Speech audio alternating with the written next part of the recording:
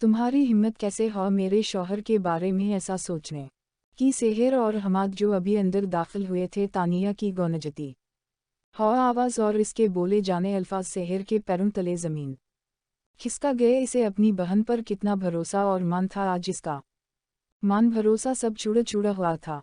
तुमने ऐसा सोचा भी कैसे? मैंने ज़िंदगी में हर चीज़ तुम्हारे साथ शेयर की है, इनफिकट अपनी मनपसंद चीज़ भी तुम्हें दी और बदले में तुम मुझे किया दिया। मेरा मान मेरा भरोसा सब तोड़ दिया। जिस बहन ने तुम पर सब कुछ वार दिया, इसकी घर बर्बाद करने चली थी तुम। छी, मुझे गिन आती है कि तुम मेरी बहन हो। मैंने आज तक तुम्हारी हर एक गलती मुआफ़ की, ये समझ के तुम अभी छोटी हो ना समझ हो।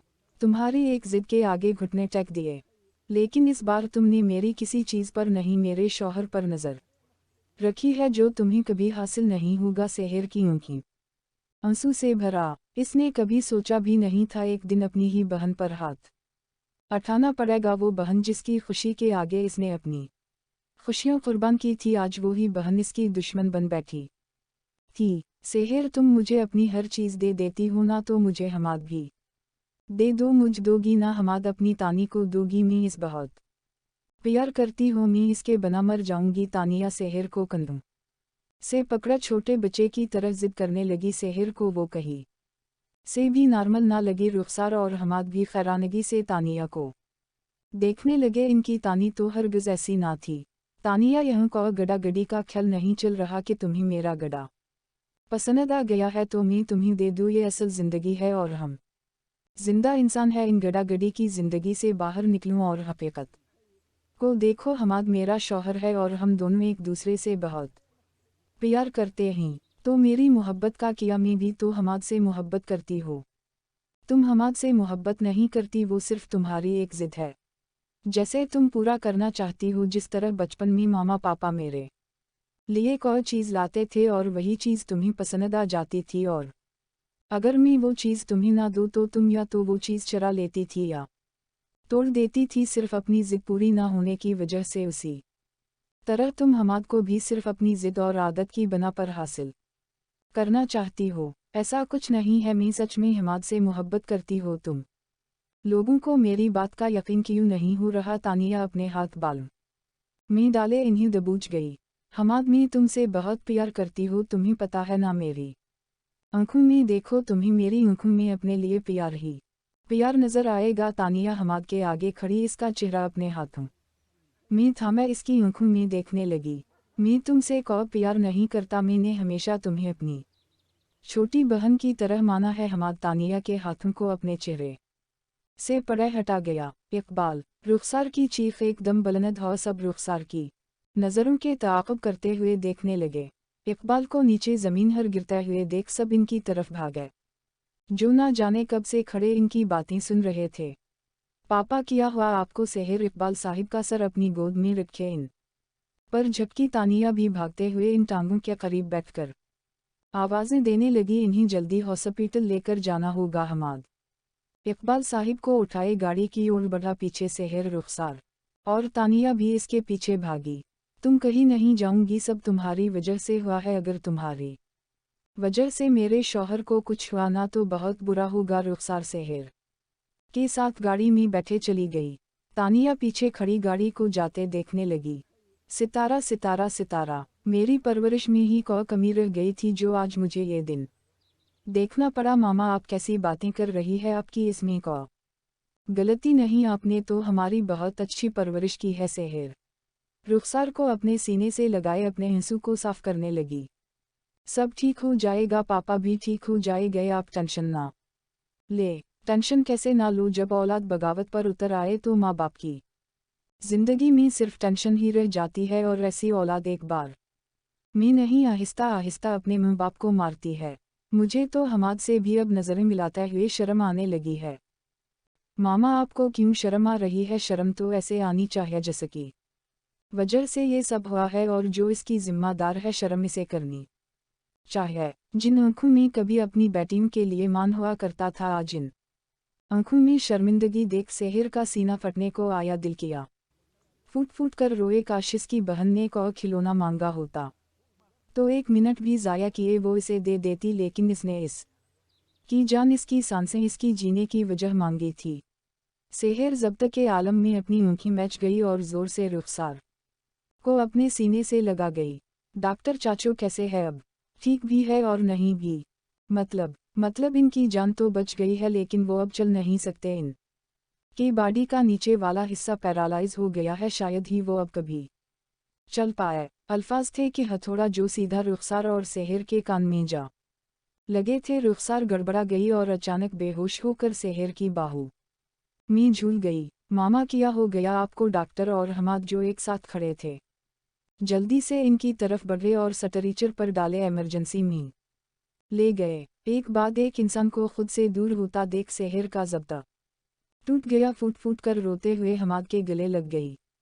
कुछ घंटे पहले जिंदगी कितनी हसीन लग रही थी, लग रहा था भी गम अब हमारी जिंदगी में नहीं आएगा, लेकिन सब उल्टा हो गया, सब खत्म हो गया। सेहर रोते हुए हिचकियों भरती और हमाद के सीने से लगी शिकवा करने लगी। कुछ नहीं हुआ, कुछ खत्म नहीं हुआ, सब ठीक हो जाएगा, तुम्हें खुदा पर भरोसा रखना चाहिए, वो सब कुछ ठीक कर देगा। हमाद सेहर के आंसू साफ किए तसल्ली देने लगा। सितारा सितारा सितारा। सेहर पापा कैसे ही? तानिया से रहा नहीं गया, जो रुखसार के मना करने के बावजूद अस्पताल आ गई थी। सब्र भी कैसे आता, कैसे अपने बाप से रुख मोड़ती, जिसने सारी जिंदगी इन्हें अपने बेटों की तरह समझा था। कभी कोई गिला शिकवा या तंज ना किया और ना ही कभी बेटे की ख्वाहिश जाहिर की। दोनों बेटियों को खुद से बढ़कर प्यार दिया था। तुम यह क्या कर रही हो? मामा ने मना किया था, वैसे भी तुमने जो करना था कर चुकी, अब कुछ नहीं बचा पीछे, सब खत्म हो गया तुम्हारा। हम से अब कोई वास्ता नहीं, चली जाऊं यहाँ से, किसी को तुम्हारी ज़रूरत नहीं। सेहर जो कब से जब्त किए बैठी थी भड़क गई। सेहर, मुझे पापा को देखना है, इनसे मिलना है, वो अब ठीक है। तुम्हें इतनी फ़िक्र क्यों हो रही है? तुम यही तो चाहती थी, सब कुछ वैसा ही हो रहा है जैसा तुम चाहती थी। तुम्हें तो खुश होना चाहिए। कैसी बातें कर रही हो सेहर? मैं ऐसा कभी नहीं चाहती थी, और मैं ऐसा क्यों चाहूँगी? तुम जानती हो मैं पापा से कितना प्यार करती हो। वाह, खूब सिला दिया तुमने अपने प्यार के, इन्हीं मौत की मीना में धकेल दिया। ऐसा वार किया कि अब वो सारी जिंदगी नहीं चल सकते। तुम्हारी वजह से आज वो अपनी टांगें खो बैठे ही। सेहर एक एक लफ्ज़ चबाए बोली। तानिया एक पल को गड़बड़ा गई। झटका इतना शदीद था कि अपने पाँव पर खड़ा भी नहीं हुआ जा रहा था। मुझे पापा से मिलना है। तुम पापा से नहीं मिल सकती, चली जाऊं इससे पहले मेरा हाथ हट जाए, चली जाऊं। सेहर दबी दबी आवाज़ में चीखी। मैं पापा से मिले बगैर नहीं जाऊंगी, मुझे इनसे मिलना है। सेहर, जाने दो, इसे मिलने दो चाचू से। हमाद सेहर को कंधों से थामे। तानिया की हालत पे रहीम खा गया।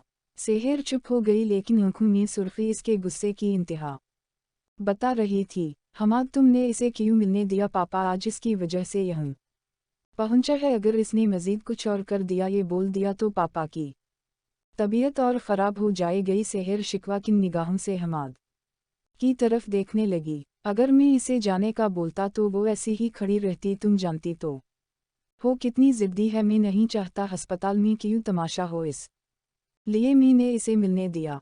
और रही बात चाचू की तबीयत की, तो मुझे नहीं लगता तानिया को बेवकूफ़ी करे गई। तुम बेफ़िक्र रहो, आओ हम आंटी को देखने चलते हैं, इन्हें भी तुम्हारी ज़रूरत है। सितारा सितारा। मशीनों में झुकड़े वजूद को देख तानिया के आंखों से आंसू रवानगी से बहा निकले। पाँव खुद बाखुद आगे को बढ़ने लगे। इकबाल के पैरों में बैठ अपना सर इन पर गिराया, हिचकियों भरा रोने लगी। अपने पैरों पर किसी का लमस महसूस करते हुए इकबाल अपनी आँखें खोले सामने देखने लगे, जहाँ तानिया इनके पैरों में गिरी रोते हुए हुले हुले कांप रही थी। इकबाल के मीना से बे साखत तानिया का नाम निकला। तानिया सर ऊपर किए देखने लगी, जहाँ इकबाल इसे ही देख रहे थे। तानिया भागती हुई इनके सीने से जा लगी। पापा, आई एम सॉरी, मुझे मुआफ़ कर दे, मेरी वजह से आपकी ये हालत है, मुझे मुआफ़ कर दे। तानिया सीने पर सर रखे एक ही जसत में बोलने लगी। इकबाल तानिया के सर पर अपना हाथ रख गए। पापा, आप जल्दी से ठीक हो जाए, मैं आपको ऐसे नहीं देख सकती, और मामा को भी समझाए, वो मुझे आपसे मिलने नहीं दे रही। अपने सर पर शफ़क़त भरा साया पाया तानिया शिकवा करने लगी, मगर अचानक इकबाल के हाथ पीछे करने पर तानिया सीने से सर उठाए इनकी तरफ देखने लगी। तानिया का दिल डूबने लगा। आंसू थे कि एक बार फिर बहा निकले। चली जाऊं यहाँ से। इकबाल सब याद आने पर अपना मिना मोड़े नाराज़गी जताने लगे। तानिया की बात कभी इनके दिल में बेटे की हवाशना पैदा हुई थी।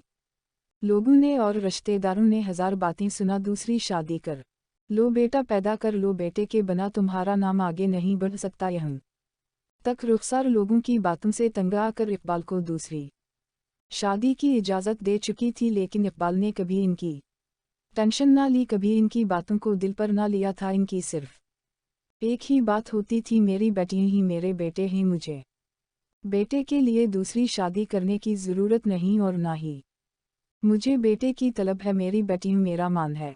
लेकिन वही बेटी इनके मान को तोड़े गई, ऐसा कभी नहीं सोचा था। पापा आप भी मुझसे नाराज़ है, आपको भी लगता है आपके साथ जो कुछ हुआ इनकी सबकी जिम्मेदार मैं हूँ।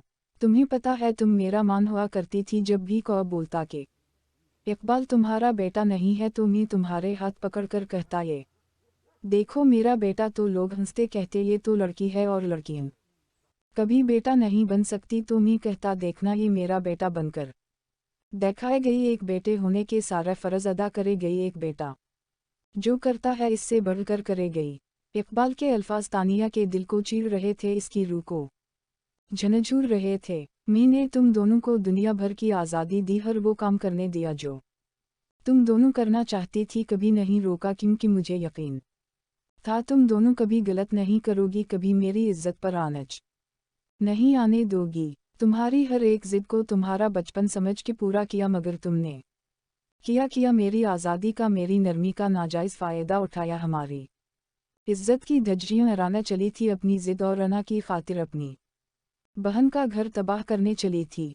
ये भी ना सोचा तुम्हारे इस अमल से इस बाप पर किया गुजरेगी, इस मुंह पर किया गुजर गई जो अपनी बेटियों की तारीफ करते ना तकती थी। तुमने हमारा मान थोड़ा है, मेरा मान थोड़ा है, लोग सच कहते थे। बेटियों को इतनी आज़ादी भी नहीं देनी चाहिए कि मैं बाप को बाद में रसूआ और शर्मिंदगी उठानी पड़ा। चली जाऊं यहाँ से, चली जाऊं। पापा खबरदार, मुझे पापा कहा, मर गया तुम्हारा पापा, किया कुछ नहीं था। इनकी आंखों में तानिया अपने आंसू साफ करते हुए बाहर भाग गई। अपनी जिद को पूरा करने के लिए अपने सबसे अनमोल रिश्ते खो बैठी थी। पूरा एक हफ्ता गुजर गया था इकबाल को घर लाए हुए। आहिस्ता आहिस्ता इन की तबीयत संभल रही थी। रुखसार और सेहर इनकी छोटी से छोटी ज़रूरत का ख्याल रख रही थी। सेहर भी ज़्यादातर वक्त रुखसार के पास ही गुजारती थी। इस एक हफ्ते में तानिया को किसी ने बुलाया तक ना था। तानिया की लाख कोशिश के बावजूद रुखसार इसे इकबाल से नहीं मिलने देती थी। सब ने तानिया को इसके हाल पर छोड़ दिया था। तानिया सारा दिन अपने कमरे में गुजारने लगी थी, कॉलेज जाना भी छोड़ चुकी थी। सारा दिन अपने कमरे में पड़ी रहती थी। एक हफ्ते से डरगिजना लेने की वजह से पूरा जिस्म सूजने लगा था, आंखों के नीचे हलके पड़ने लगे थे। डरगिस की तलब बढ़ती ही जा रही थी। अब तो इसकी तलब तानिया को रात भर जागने पर मजबूर करने लगी थी। बदन दर्द से टूटने लगा था। जब इसकी तलब बढ़ती तो पूरा जिस्म में कांटा छबने लगते थे, हाथ पांव कांपने लगते थे, दिमाग सुन सा होने लगता था। इतना कंट्रोल करने के बाद भी तानिया की बस से बाहर होता जा रहा था अपना आप संभालना। ना चाहते हुए भी तानिया ने जैकी के पास जाने का फैसला किया। अगर इसके पास ना जाती तो यकीना ऐसे ही मर जाती। तानिया को अब एहसास हुआ था कि कितनी बड़ी बेवकूफ़ी कर चुकी थी। डरगिस की लत इतनी बुरी लग चुकी थी कि इसके बिना जिंदा रहना मुश्किल काम लग रहा था। तानिया अपने कांपते वजूद को संभालते हुए बैग लिए अपने कमरे से बाहर निकली। जितनी जल्दी हो सके वो जैकी तक पहुंचना चाहती। इससे पहले घर वाले इसकी ये हालत देखते और सवाल करते। तानिया हड़बड़ाती हुई भागती हुई बाहर से आते हुए हमाद से जोर से टिकरा और जोर से नीचे गिरी। बैग से सारी बोकस निकलकर फैल गई। तानिया बना हमाद की तरफ दिखे, कांपते हाथों से अपनी बोकस बैग में डालते हुए अपने माथे पे आए पसीने को बार बार साफ करते हुए जल्दी से बाहर की तरफ बढ़ी। से बस किस भी तरह जल्दी से वह पहुंचना था। हमाद जो खड़ा हैरानगी से तानिया की कार्रवाई देख रहा था, तानिया की घबराहट दिखे ना चाहते हुए भी इसे मुखातब कर गया। तानिया के कदम एकदम रखे मगर पलटी नहीं। हमाद चलते हुए इसके सामने खड़ा हुआ और गौर से इसे देखने लगा। कहा जा रही हो इतनी घबरा हो और तुम्हें इतना पसीना क्यों आ रहा है?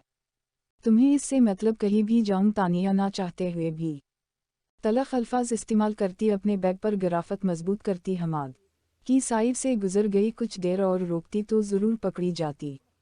हमाद पीछे खड़ा इसकी तेज़ी को देखने लगा जो पल भर में गायब हुआ थी। सितारा सितारा सितारा, आज चांद दिन में कहाँ से निकल आया, वो भी हमारे आशियाने में।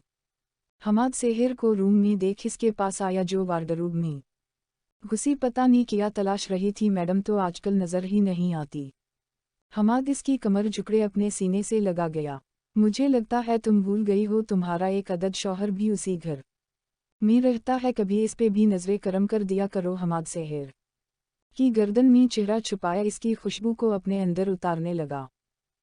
तुम शायद भूल रहे हो, रात में तुम्हारे पास ही होती हो, वो अलग बात है जनाब, लौटाते ही तब तक मैं सो चुकी होती हो। सेहर हमाद की लमस पर सिमटते हुए गोया हो, मैं लेट नहीं आता, तुम जल्दी सो जाती हो, ज़रा भी तुम्हें अपने शौहर की परवाह नहीं है। बीवी तो अपने शौहर का इंतज़ार रात रात भर जागा कर करती है, ख़ास तौर पर तब जब नई नई शादी हो और यह मैडम गधे घोड़े बीच कर सोए होती है और मुझ बेचारा इंसान को खाना भी खुद ही गर्म करके खाना पड़ता है। बहुत जालिम बीवी हो। हमाद सेहर के कान में सरगोशी करते इसकी कान की लो को दांतों तले दबा गया। आप इस वक्त घर किया करने आए हैं, अब तो रात में आते हैं, आज दिन को तशरीफ ले आए। सेहर अपना चेहरा हमाद की तरफ किए अपना आप छोड़ने लगी, जो नामुमकिन था। हमाद की गिरफ्त इसकी कमर पर मजबूत थी। मेरा दिल मुझे तुम्हारा पास खींच लिया किया करो, तुम्हारी कुर्बत के लिए इतना मिचल रहा था कि भागा कर मुझे यहाँ ले आया। हमाद सेहर के हंटों पर अनगूठा फेरा अपनी नजरें इन पर टका गया। सेहर इसके इरादे भानपते हुए अपना हाथ हमाद के होंठों पर रख गई। सेहर, ये क्या बदतमीजी है, तुम्हें क्या लगता है तुम्हारे ऐसा करने से मैं रुक जाऊंगा? हमाद एक पल में सेहर के हाथों को पकड़े अपने हाथों में उलझाते हुए अपने होंठ इसके होंठ पर रखकर अपनी तशनगी मिटाने लगा। लमस में पहले की तरह शिद्दत और पागलपन शामिल था। कुछ सेकंड बाद हमाद सेहर को निढाल करते पीछे हुआ। तुम मुझे जितना रोकने की कोशिश करती हो, मेरा पागलपन इतना ही तुम्हारे लिए बढ़ जाता है और मेरा खुद पर ही कंट्रोल नहीं रहता। तो बेहतर यही होगा कि तुम मुझे अपना काम करने दिया करो, वरना अंजाम तुम्हें खुद ही भुगतना पड़ता है। हमाद सेहर को लंबे लंबे सांस भरते देखने लगा। हमाद, तुम बहुत बुरे हो। सेहर हमाद को धक्का देते हुए आगे बढ़ी, लेकिन हमाद इसके हाथ को पकड़ा, इसकी पशत को अपने सीने से लगाए, इसके गर्द मजबूत हिसार बना गया और थोड़ी इसके कंधे पर टका गया। यार दूर तो ना जाऊं, अच्छा बताऊं चाचू कैसे है अब? पापा अब ठीक है, लेकिन बात नहीं करते, कैसी से बहुत उदास रहने लगे ही। मैं इतना हंसाने की कोशिश करती हो, बस थोड़ा सा मुस्कुरा कर दोबारा संजीदा हो जाते हैं, पता नहीं कब सब ठीक होगा, कब सब पहले जैसा होगा। सेहर अफसुर्दगी से बोली, सब ठीक हो जाएगा और सब पहले जैसा भी हो जाएगा। हमाद इसे के गालों को लबों से लगाते दिलासा देने लगा। तुमने तानिया को देखा? मुझे इसकी हालत ठीक नहीं लग रही। हमाद थोड़ी देर पहले गुजरे वाक़े को याद किए बोला, तुमने कहा तानी को देखा? मुझे वो अभी बाहर मिली, बहुत हड़बड़ा हो कही जा रही थी, मुझे इसकी हालत ठीक नहीं लग रही। तुम जाऊं इससे बात करूं, इससे पूछूं क्या मसला है? मैं मानता हूँ इससे गलती हुई है, लेकिन इससे मिना मोड़ लेना भी तो कोई अक्लमंदी नहीं। अगर हम सब इससे मिना मोड़ ले गए तो वो टूट जाएगी, और ये ना हो के अपने साथ कुछ उल्टा सीधा कर ले।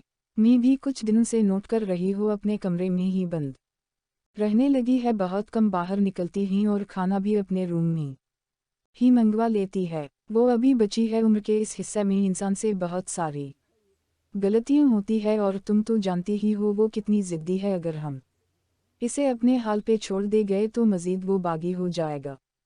सच पूछूं तो आज इसकी हालत देखकर मुझे बहुत दुख हुआ।